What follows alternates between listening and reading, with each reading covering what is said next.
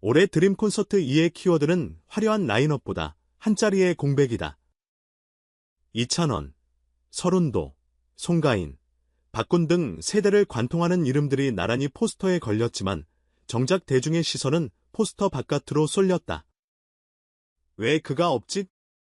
일정 공개와 함께 댓글창을 가득 채운 물음표는 단숨에 느낌표로 번졌다.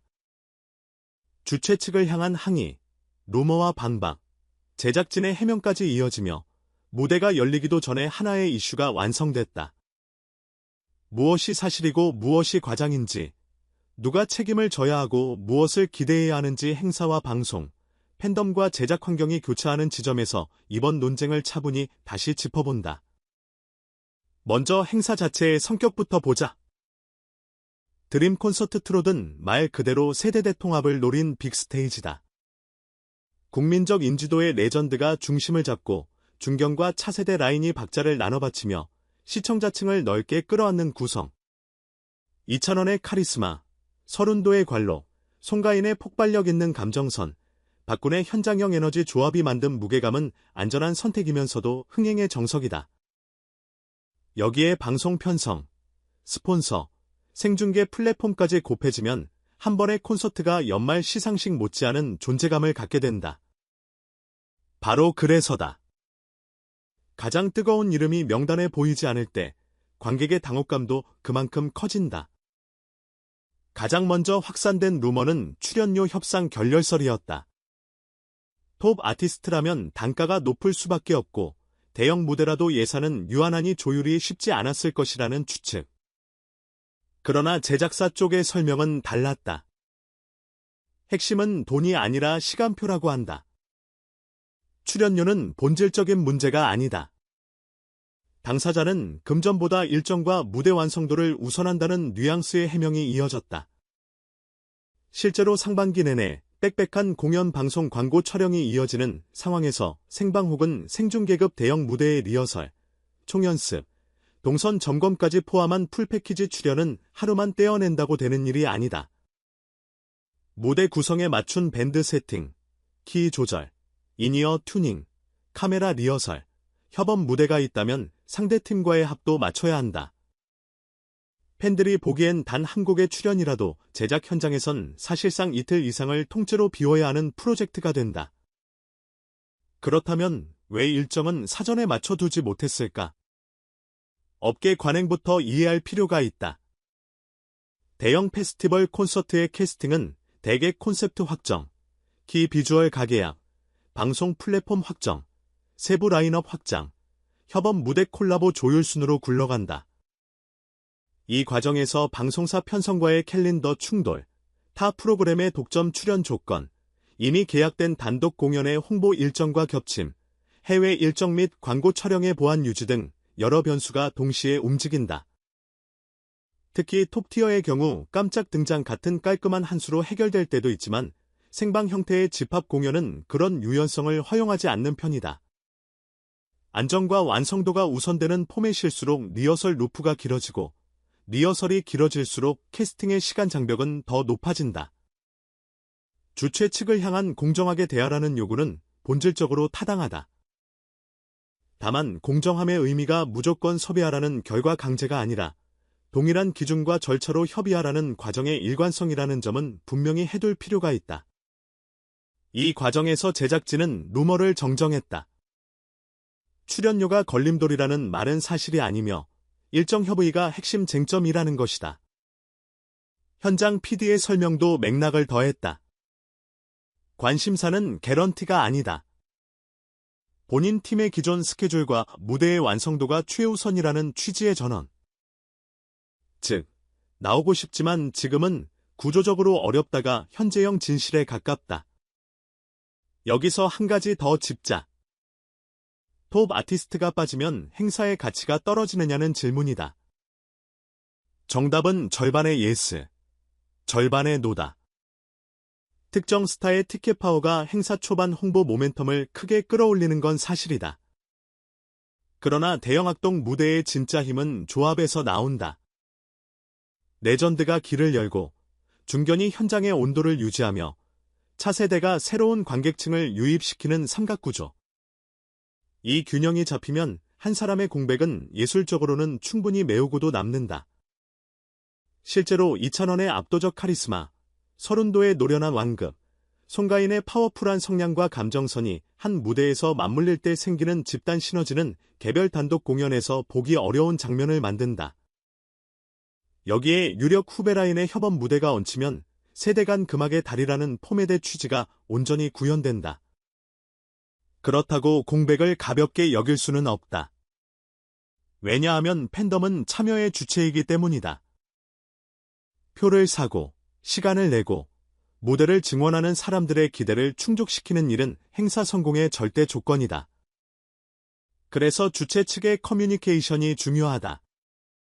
출연 불참이 확정된 경우에는 빠른 공지와 함께 기준을 투명하게 공개해야 한다. 가령 출연 제한 시점, 조율 횟수, 리허설 요구사항, 스케줄 충돌의 구체 항목 등 공개 가능한 범위에서 절차의 흔적을 남기면 결과에 실망한 이들도 적어도 성실히 노력했구나라는 최소한의 신뢰를 거둔다. 반대로 모호한 말과 늦은 공지는 루머의 여지를 키운다. 루머는 팬심을 소모시키고 소모된 팬심은 결국 현장의 열기를 식힌다. 커뮤니케이션은 비용이 아니라 투자다. 이번 라인업 논쟁에서 또 하나 주목할 지점은 톱 6의 부재다. 원소스에서 함께 각인된 그룹은 같은 프레임 안에 있을 때 시너지가 크지만 각자의 커리어가 무르익을수록 동선과 전략은 다변화된다. 개별 투어, 예능 교양 고정, 앨범과 광고 촬영, 지방 해외 일정이 얽히면 같이 비우는 하루가 더 어려워진다. 게다가 동일 시기 다수 합동 무대 출연은 단독 콘서트 티켓 파워와도 미묘한 긴장을 만들 수 있다. 단독 공연의 희소성을 지키면서 합동 무대의 화제성도 잡으려면 전체판을 길게 설계해야 한다. 이건 누가 더 의리가 있느냐의 문제가 아니라 브랜드와 시장의 최적화 문제에 가깝다. 방송 관점에서 보면 편성 제작관 전의 3박자가 모두 맞아야 한다. 잠실 주경 기장급 대형 현장은 리허설만으로도 대규모 인력과 예산이 투입된다.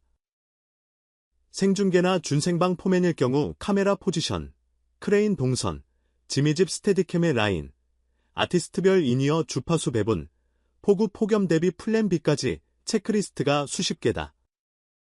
톱티어가 무대로 올라오면 카메라 컷 배분과 조명 컨트롤의 복잡도가 기하급수적으로 늘어난다.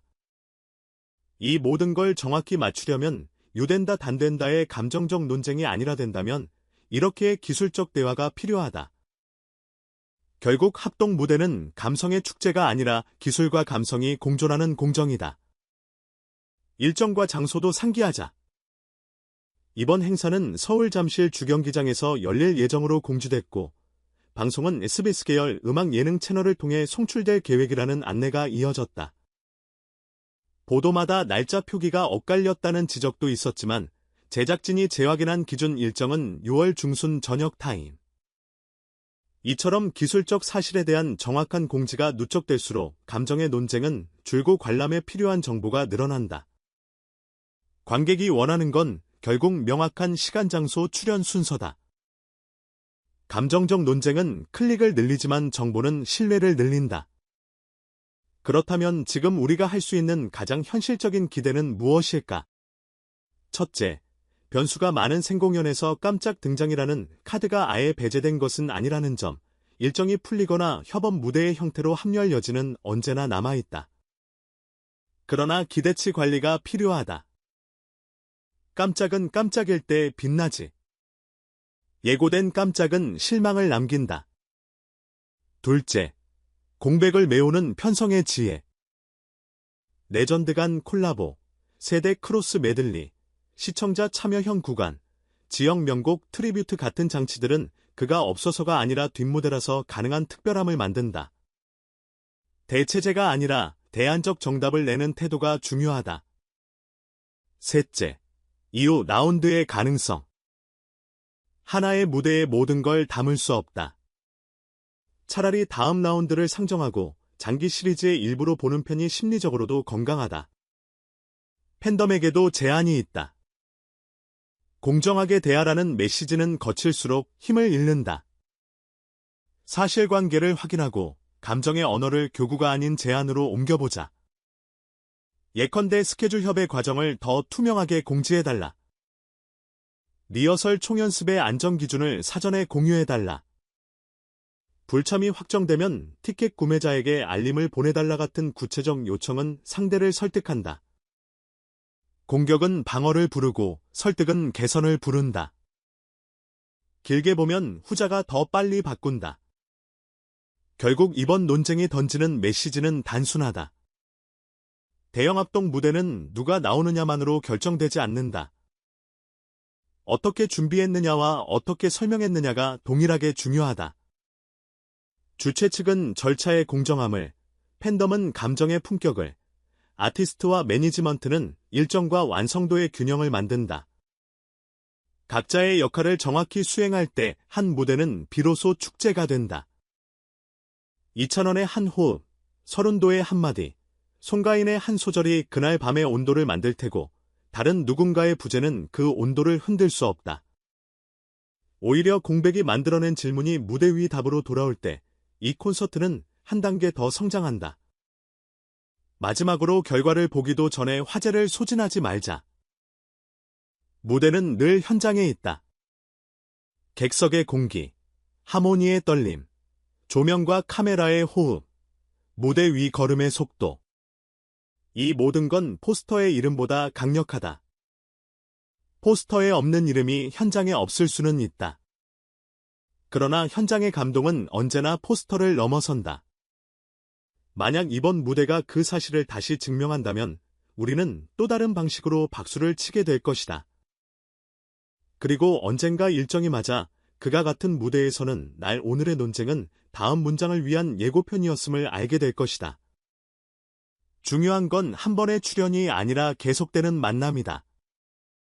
공정하게 준비된 무대, 품격 있게 요구한 팬덤, 정확하게 설명한 제작진이 세 가지가 맞물릴 때 드림이라는 단어는 비로소 현실이 된다.